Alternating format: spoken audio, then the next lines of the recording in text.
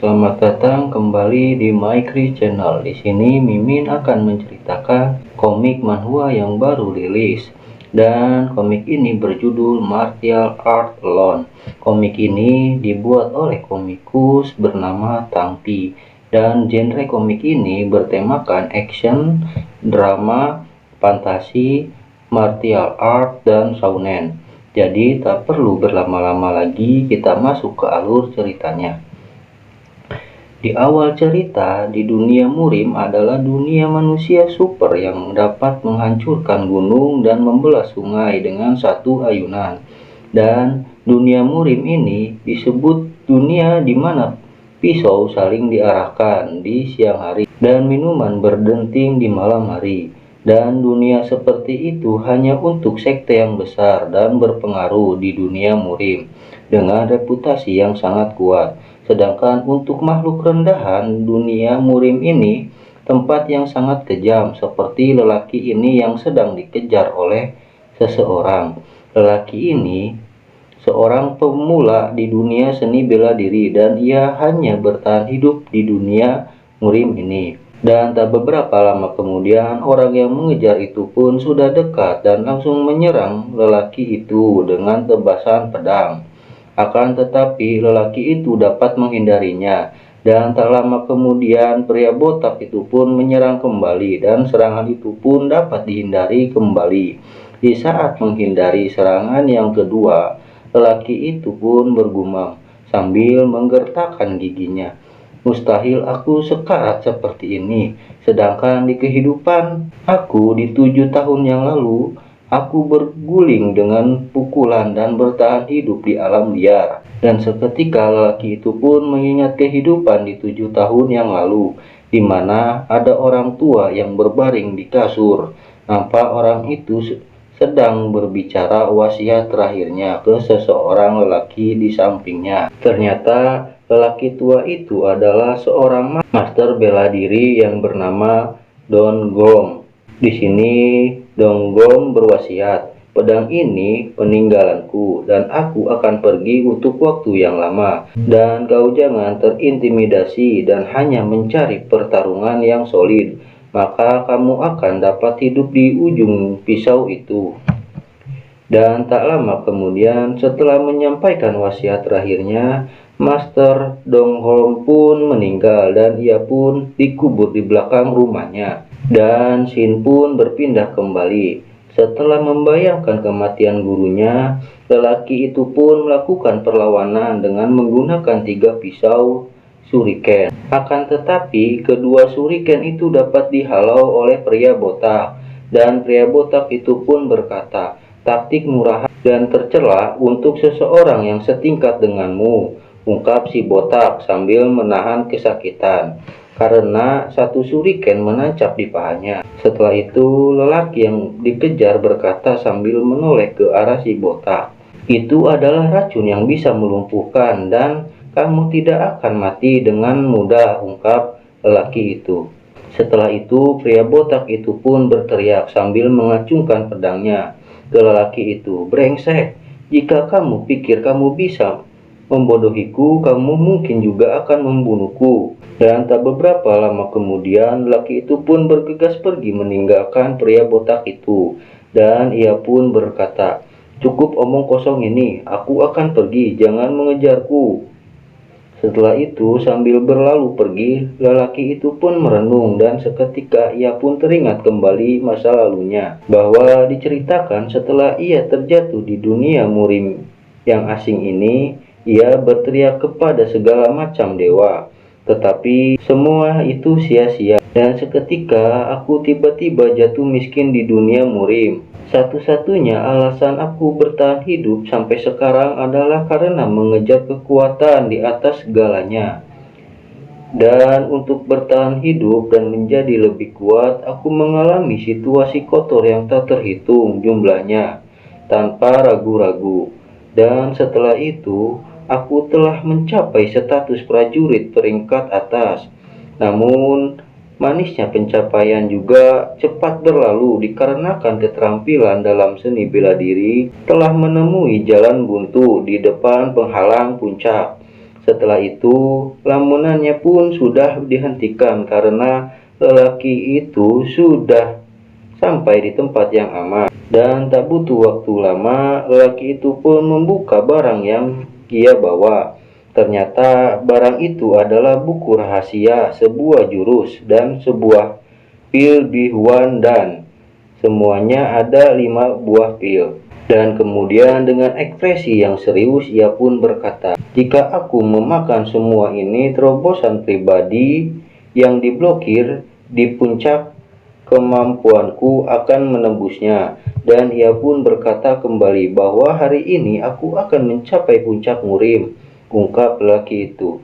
Tak beberapa lama kemudian, di saat ia bersemangat menembus belenggu kultivasi, tiba-tiba ia cukup terkejut dikala ada seseorang muncul di belakangnya, dan orang itu pun berkata, "Kau adalah pencuri terampil yang menggunakan penipuan sebagai senjatanya dan telah mencuri teknik rahasia." Setelah itu, lelaki itu pun berbalik ke arah orang itu dan ia pun bergumam, "Tidak kusangka dia begitu cepat mengejarku," gumamnya. Dan setelah itu ia pun berkata kembali, "Ada apa? Apakah kamu ingin mati?" Beralih ke orang botak itu, ia pun menjawab, "Kaulah yang akan mati," ungkapnya. Setelah itu, dengan cepatnya lelaki itu pun mengeluarkan pedangnya setelah si botak itu berbicara. Dan si botak itu pun tidak tinggal diam, ia pun mengeluarkan juga pedangnya dan ia pun berkata bahwa obat rahasia dan teknik khusus yang dibawa kau adalah untuk penerus klan Amipa di masa depan. Ingat itu, Saekma. Ternyata lelaki ini bernama Saekma. Oke, kita sebut lelaki ini dengan nama Saekma. Setelah Saekma mengetahui barang-barang yang ia curi adalah milik klan Amipa, ia pun terkejut dan seketika Saekma pun bergumam, "Brengsek, aku dijebak." Dan tak butuh waktu lama, si botak pun mengeluarkan skillnya yang membuat tubuhnya menghilang. Dan ia pun berkata, "Mencuri pil klan dan teknik rahasia adalah kejahatan yang hanya bisa dihukum mati," ungkap si botak. Setelah mengucapkan itu, dengan seketika si botak sudah berada di samping Saekma dan terlihat Saekma diam terpaku, tetapi terlihat ada bekas tebasan di leher Saekma.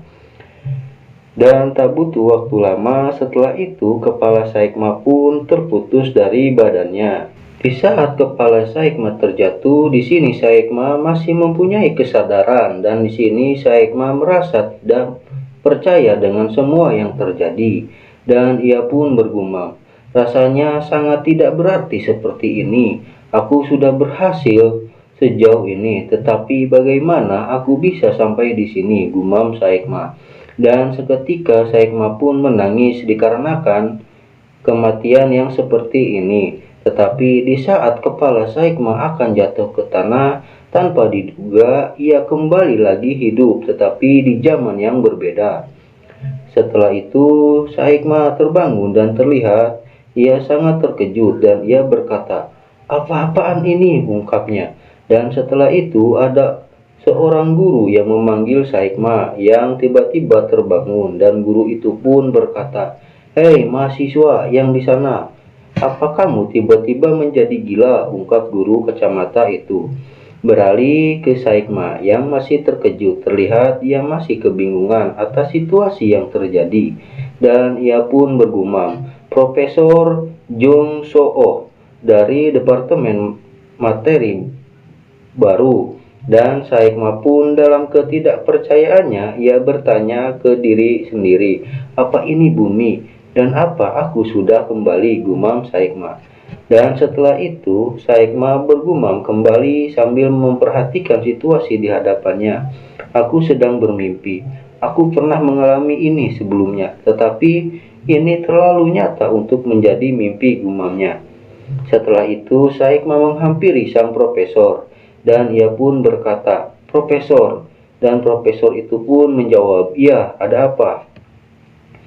Dan seketika dengan wajah yang bersedih, Saekma pun berkata, "Aku ingin kamu memukulku dengan tongkat itu," ungkap Saekma. Setelah itu dengan kebingungan profesor itu pun berkata, "Apa-apaan orang ini?" Tetapi dengan terkejutnya profesor berkata kembali, "Tunggu, tidak mungkin orang yang kembali yang lain," ungkap profesor. Dan dengan wajah konyolnya Saikma menjawab, "Ya, Profesor." Setelah itu, Sin pun beralih di sebuah kamar. Terlihat Saikma sedang rebahan sambil melihat handphonenya. Tertulis di handphone itu adalah tentang orang yang kembali atau disebut Pangea di dunia sekarang. Setelah membaca sebab dan akibat ataupun keuntungannya dengan orang yang kembali atau Pangea, Saikma pun menyimpulkan bahwa keretakan dimensi adalah yang membuat Saikma terjebak di dunia murim. Setelah selesai membaca semua itu, Saikma pun bergegas melihat TV. Dan setelah itu, acara di televisi itu pun menceritakan bahwa obat kristal mujarab yang dilelang di Hotel Genewa di Switzerland akhirnya telah terjual seharga 338 miliar won. Dan pemenang tawaran ini adalah ketua Lee Kang-ho dari grup Ilsung. Setelah Saikma mendengar nama Lee Kang-ho, di sini Saikma sangat terkejut dan ia pun berkata, sebelum terjun ke dunia seni bela diri, dia hanyalah seorang bangsawan yang hidup dari hari ke hari. Tapi sekarang berkat obat mujarab yang dikenal sebagai kristal obat mujarab, sepertinya dia bisa berumur panjang di dunia ini, ungkap Saikma. Setelah melihat semua acara televisi, Saikma pun rebahan kembali. Setelah itu, Saikma pun mengingat kembali awal terjadinya semua yang Saikma alami. Dan ia pun berkata, "Jadi mari kita luruskan kembali," ungkap Saikma sambil memegang kepalanya. Dan Sin pun berpindah. Diceritakan di suatu hari, portal dimensi yang tiba-tiba dan misterius terhubung ke bumi yang damai, dan melalui bagian yang terhubung itu, seorang dewa yang bernama Jimoshin dari Pangea datang berbicara kepada umat manusia di bumi. Salam dunia lain. Salam yang singkat itu mengirimkan gelombang kejutan ke seluruh dunia. Di tengah kejutan dan kebingungan, Jimoshin Osiris mengusulkan untuk membangun kemitraan dan pertukaran. Dan Antek Jimoshin Osiris adalah mereka yang dapat minum darinya di dimensi mereka Pangea. Dengan kata lain, dia memberi tahu jika mereka berburu monster, dia akan membiarkan mereka memiliki semua hak untuk itu dan rampasan dari monster itu. Dan hasilnya, seperti yang terlihat di televisi sekarang, adalah petualang. Setelah itu, beberapa dari monster kuat itu memiliki batu mana di tubuh mereka yang mengandung energi untuk diproses. Dari beberapa monster kuat itu memiliki batu mana di tubuh mereka yang mengandung energi untuk diproses, dan batu mana disinergikan dengan sirkuit mana yang telah diajarkan Jimoshin kepada manusia untuk merevolusi industri energi bumi, ditambah sebagai bahan yang mengandung mana dari monster dan artefak misterius yang tersebar di seluruh Pangea, dan ramuan penyembuhan yang dapat menyembuhkan luka dalam dengan sekejap, berbagai macam magic dan artefak dan obat mujarab yang bisa menghidupkan siapapun selama mereka masih bernapas. Setelah mengingat semua yang Saikma ingat di kehidupan masa lalunya, ia pun terbangun kembali dari posisi rebahannya, dan seketika ia berkata, "Senang bisa kembali ke bumi, dan apa yang telah berubah di bumi," ungkap Saikma. Dan seketika Saikma pun merenung, memikirkan sesuatu, dan seketika ia berkata, "Mungkin." Dan tak lama kemudian Saikma pun melakukan meditasi seperti di kehidupan di dunia murim. Dan tanpa diduga semua yang dilakukan Saikma gagal. Dan Saikma pun berkata sambil menunduk, "Aku sekarang telah kehilangan keterampilan seni bela diriku. Dan aku merasa kehilangan yang sangat." Sebelum menyelesaikan perkataannya, tiba-tiba ada panggilan telepon dari Sun Chang. Dan tak lama kemudian ia pun mengangkatnya dan Saekma berkata, "Halo Sun Chang," ungkap Saekma. "Hai Kim Il Yong, kamu sudah kembali, kamu benar-benar sudah kembali setelah 4 tahun menghilang," jawab Sun Chang. "Maaf sebelumnya, ternyata nama dari MC kita di dunia nyata adalah Kim Il Yong. Jadi Mimin akan panggil MC kita nama Kim Il Yong, oke?" Setelah itu, Kim Il-yong dengan rasa kesalnya ia berkata, "Tapi aku sudah 7 tahun sejak aku meninggalkan dunia. Apa ada yang salah dengan konsep waktu ini?" ungkap Kim Il-yong.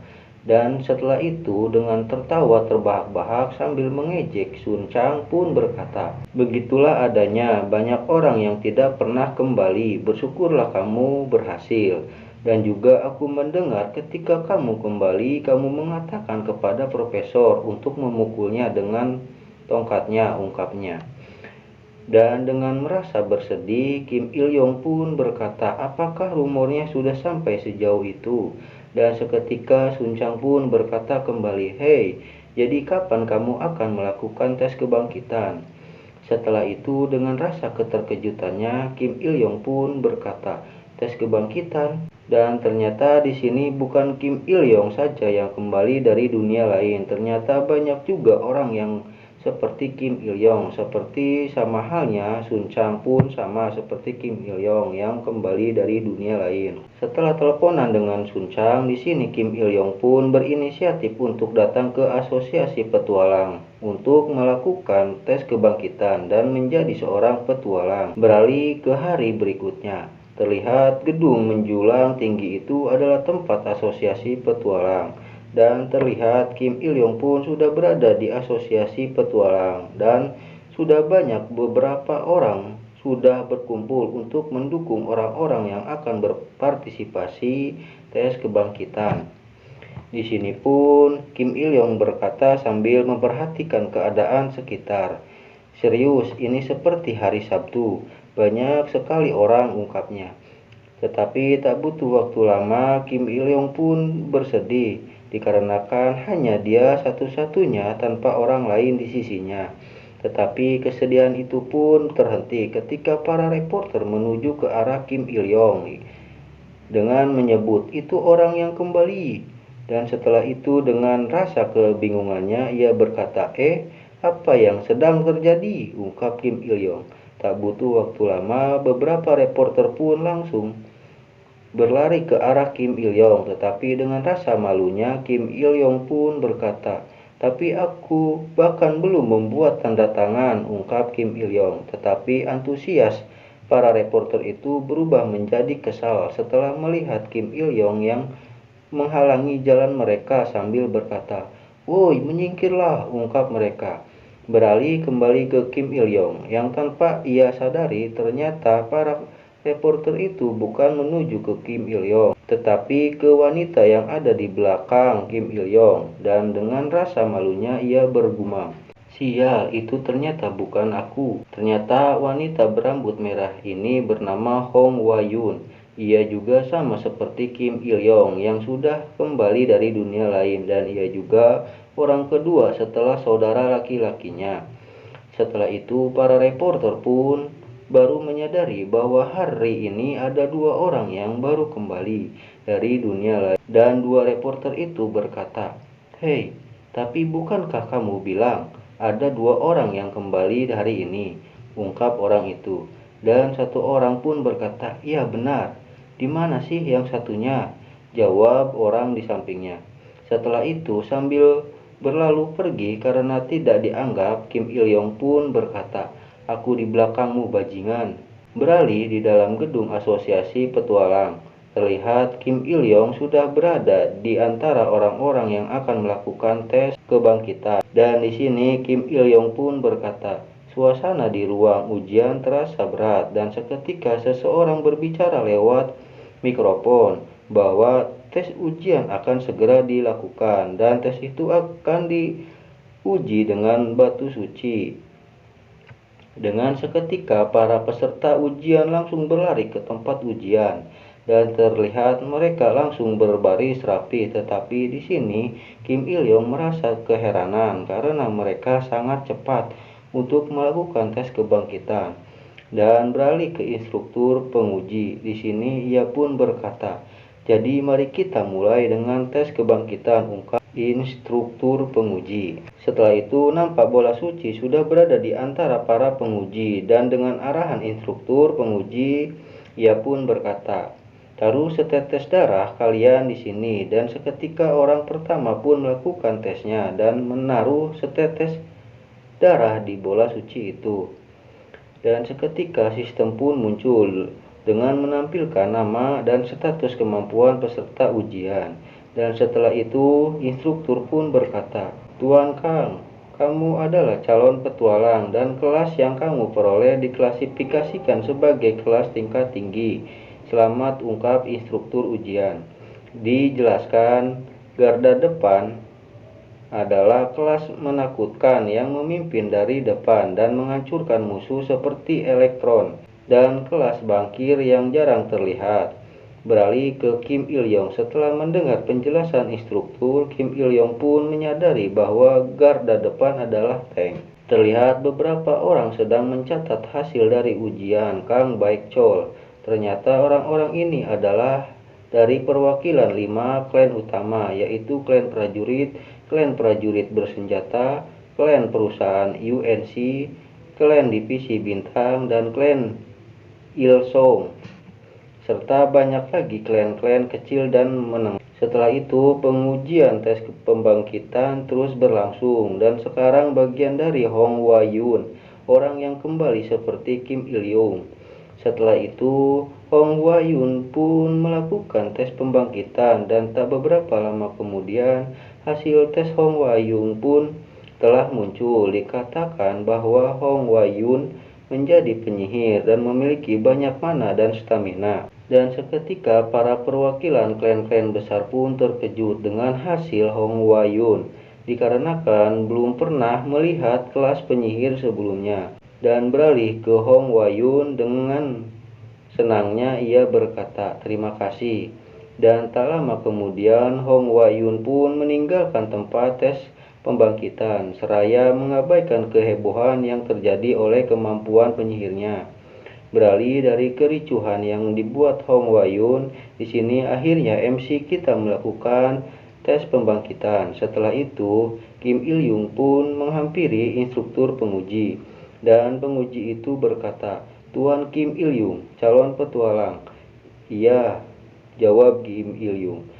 Beralih ke perwakilan para klan, semuanya terkejut setelah mengetahui bahwa Kim Il Yong adalah orang yang kembali, tetapi beberapa orang berkata, "Apakah ada yang tahu tentang orang yang kembali itu?"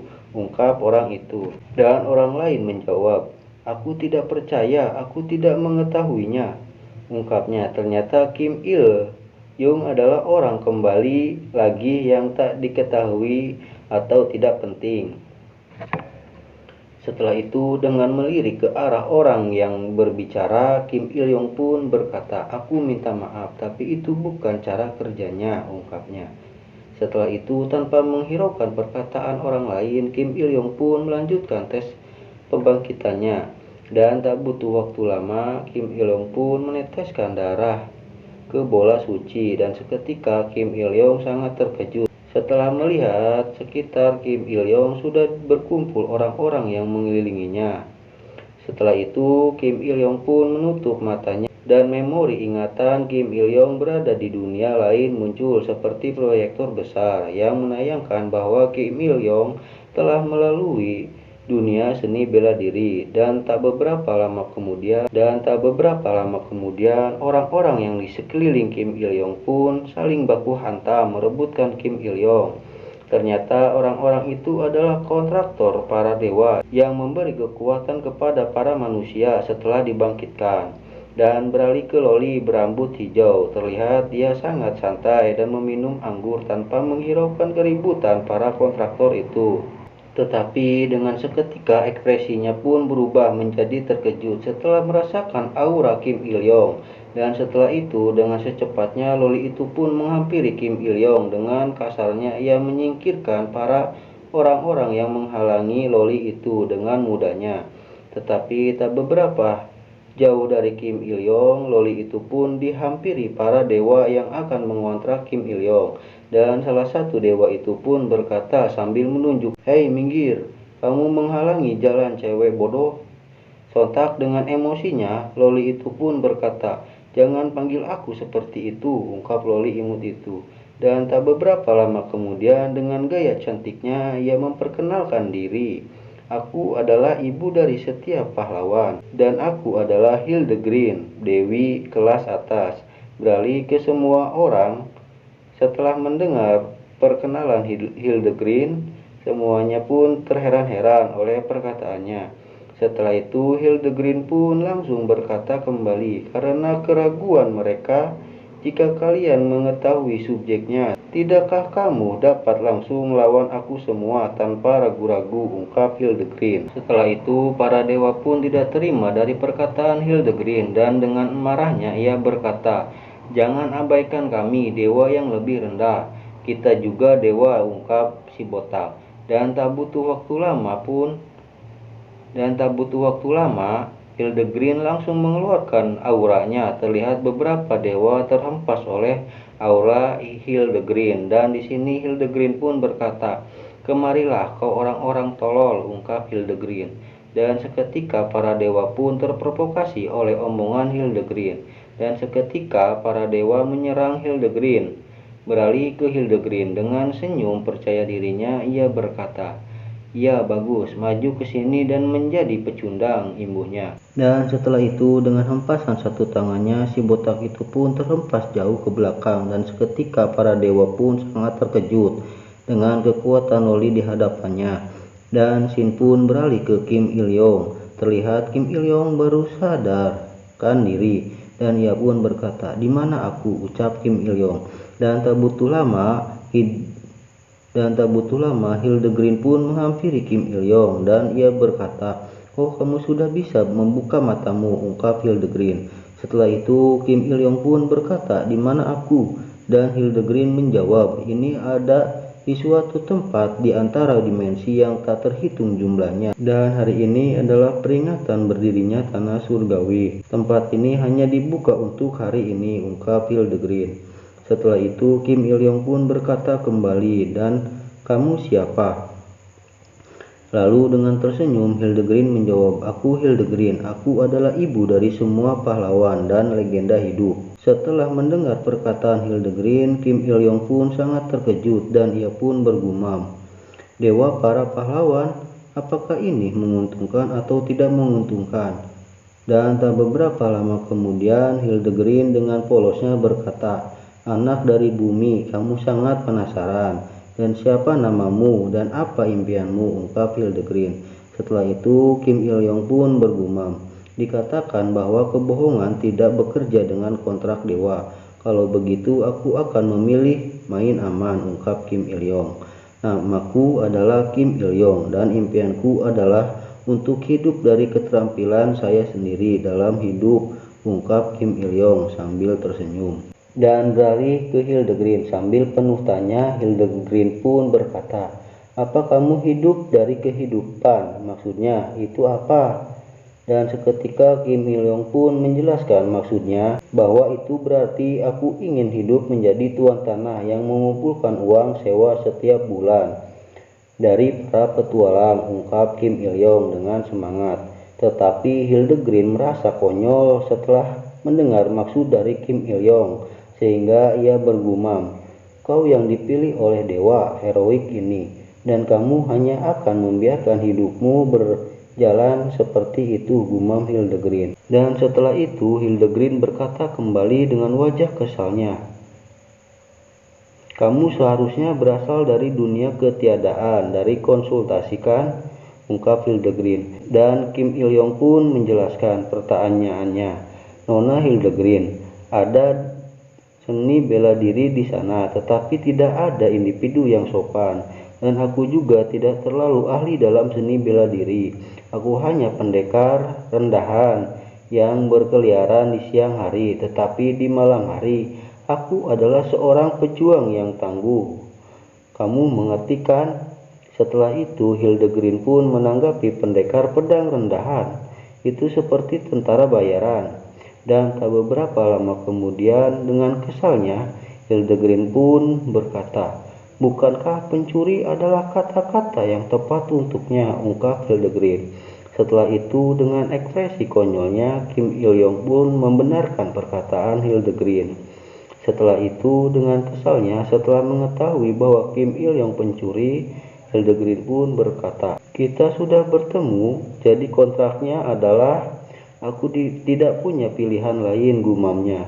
Tak lama kemudian Hildegrin pun berteriak kepada Kim Il-yong, "Di dalam situasi ini, meskipun kamu pencuri, tetapi aku akan menjadikanmu pahlawan," ungkap Hildegrin. Tetapi terlihat Kim Il-yong tidak terima atas keinginan Hildegrin yang membuat dirinya menjadi pahlawan. Setelah itu dengan kesalnya Kim Il-yong pun berkata, "Aku menolak. Yang aku butuhkan adalah sesuatu seperti dewa seni bela diri atau Sword Sign, bukan dewa transformasi tubuh yang sederhana," ungkap Kim Il-yong sambil berteriak ke Hildegrin. Setelah itu dengan kesalnya Hildegrin pun berkata, "Sulit dipercaya, aku memberikan kontrak pertama dari dewa kelas atas." Dan tak butuh waktu lama Hildegrin pun meninju Kim Il-yong sambil berkata, "Kamu penduduk bumi yang sombong dan bodoh. Itu sudah cukup, sekarang pulanglah." Setelah terhempas oleh tinju Hildegrin, ternyata di kehidupan nyata pun Kim Il-yong terjatuh karena akibat tinju Hildegrin. Di sini terlihat Kim Il-yong sambil memegang pipinya, ia berkata, "Sungguh dewa yang kejam," ungkap Kim Il-yong. Dan tak lama kemudian sambil menghampiri Kim Il-yong, penguji itu pun berkata, "Calon petualang Kim Il-yong, kebangkitan kamu berhasil." Dan seketika Kim Il-yong pun berkata sambil mau berdiri, "Jadi apa kelasku?" ungkap Kim Il-yong. Ternyata kelas Kim Il-yong adalah Ronin. Dan untuk titelnya mungkin ini ucapan dari Dewi Hildegrin yang menyebut Kim Il-yong sombong dan bodoh. Dan untuk kekuatan 10 poin, agility 12 poin, stamina 7 poin, mana 0 poin, dan intelijen 7 poin. Setelah itu para penonton pun ricuh karena muncul kembali kelas Ronin, dan kelas Ronin adalah kelas unik yang baru muncul, tetapi orang-orang pun baru menyadari bahwa Kim Il-yong mananya 0 poin. Jadi Kim Il-yong tidak dapat menggunakan skillnya apabila tanpa mana, ungkap para penonton. Sehingga para penonton menyayangi kemampuan Kim Il-yong. Dan tak beberapa lama kemudian terlihat di luar ruangan Hong Hwa-yun masih melihat Kim Il-yong, dan setelah mengetahui Kim Il-yong tidak mempunyai mana, Hong Hwa-yun pun merasa sedih dan seketika ia pun beralih ke Kim Il-yong. Di sini terlihat Kim Il-yong dengan rasa ketidakpercayaannya, ia bergumam, "Itu sebuah kesalahan, bukan?" Setelah itu, tak beberapa lama kemudian, Kim Il-yong pun melihat jendela statusnya, dan seketika Kim Il-yong pun menekan inaktif, dan tanpa diduga-duga keluar sebuah sistem, dan sistem itu pun tertulis pekerja internal 10. Setelah itu membuat Kim Il-yong terkejut dan ia bergumam, "Astaga, ini bekerja. Dan ini nggak mungkin." Setelah itu keluarlah aura warna kuning di dada Kim Il-yong, dan terlihat Kim Il-yong pun merasa bahagia karena kekuatannya kembali. Dan Kim Il-yong pun berkata, "Mungkin ini alasan aku punya mana 0. Setelah itu Kim Il-yong pun membuka jendela keterampilan, dan seketika beberapa keterampilan yang dikumpulkan Kim Il-yong di 7 tahun yang lalu semuanya muncul dan di jendela status. Dan Kim Il-yong pun sangat terkejut dan ia pun berkata sambil tersenyum gembira, "Puncak dunia, semua seni bela diri yang aku cari di daratan Zhongyuan ternyata berada di sini," ungkap Kim Il-yong. Dan dengan bahagia Kim Il-yong pun berkata, "7 tahun aku tidak sia-sia." Dan setelah itu dengan tatapan serius Kim Il-yong pun bergumam, "Aku bisa pergi untuk putaran lainnya." Dan Shin pun berpindah di ruang tunggu kebangkitan. Terlihat Kim Il-yong dengan aura biru mengelilingi tubuhnya. Ia pun terlihat sangat fokus untuk meditasi menyerap mana. Tetapi terlihat orang-orang itu pun menyemooh Kim Il-yong. Apa yang sedang dia lakukan? Dan ada wanita yang berbicara, "Kenapa kamu duduk di sini? Jika kamu perlu, pergi ke kamar mandi," gumam wanita itu. Tanpa menghiraukan perkataan orang lain, Kim Il-yong pun bergumam, lambat." Setelah itu muncul sebuah sistem. Skill bawaan bintang 1 4%. Dalam metode 3 penilaian meningkatkan sebesar 0,001. Dan tak beberapa lama kemudian setelah melihat sistem, Kim Il-yong pun bergumam, "Itu bukan 0, tapi lambat dan stabil, tetapi aku masih membutuhkan metode inti dalam tingkat yang lebih tinggi." Setelah itu sambil menatap sistem, ia pun bergumam, "Mungkin dengan naik level adalah jawabannya," gumam Kim Il-yong. Dan tak beberapa lama kemudian, suara dari instruktur ujian pun terdengar bahwa pelatihan bakat petualang telah dimulai. Hingga hanya setelah pelatihan dan pendidikan yang taat, kamu dapat melanjutkan hidup ke Pangea. Dan beralih ke penguji Do Yun Lee, terlihat ia sedang menyapa calon petualang. Dan ia pun berkata, "Saya Do Yun Lee dari Asosiasi Petualang, instruktur kalian untuk pelatihan bakat ini."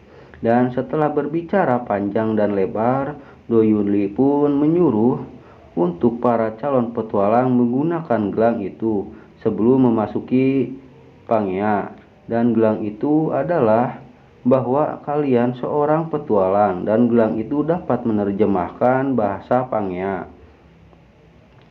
Dan apabila petualang tanpa gelang itu kemungkinan besar adalah orang luar atau pembunuh dari negeri lain, ungkap Do Yun Lee. Dan kegunaan gelang ini pun bisa berbicara dengan para dewa perjanjian. Dan setelah itu semua orang pun mencoba gelang itu. Untuk menghubungi dewa masing-masing.